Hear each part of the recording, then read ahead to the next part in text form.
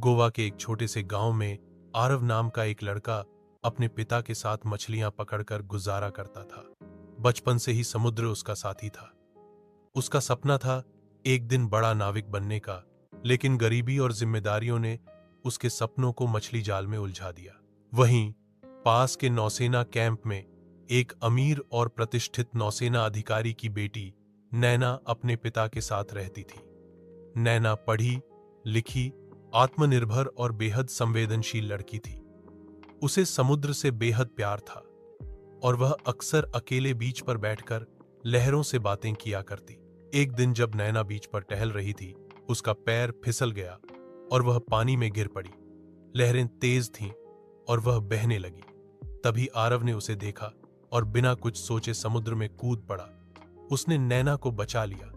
वह पहली बार मिले थे, लेकिन जैसे दिलों में कोई पुराना रिश्ता जाग गया हो। उनकी मुलाकातें बढ़ने लगीं। दोनों को एक दूसरे की दुनिया बहुत अलग लेकिन बेहद खूबसूरत लगी। धीरे धीरे दोस्ती प्यार में बदल गई।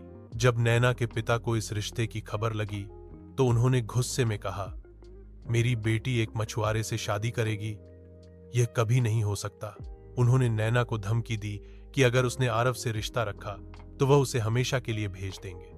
आरव ने भी अपने प्यार को छोड़ने की कोशिश की, क्योंकि वह नहीं चाहता था कि नैना उसके कारण अपने पिता से अलग हो।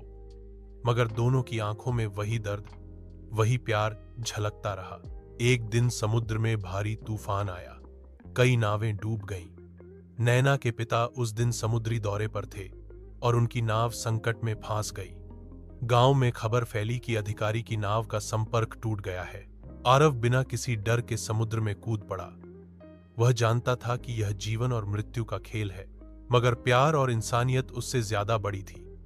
घंटों की मशक्कत के बाद उसने नैना के पिता को बचा लिया। जब नैना के पिता होश में आए और देखा कि एक गरीब मछुआरे का बेटा, जिसे उन्होंने तुच्छ समझा था, उनकी जान बचा गया, तो उनकी आंखों से आंसू बह निकले। उन्होंने आरव का हाथ पकड़कर कहा, बेटा, तू तो इंसान ही नहीं, फरिश्ता है। तू ही मेरी बेटी के काबिल है।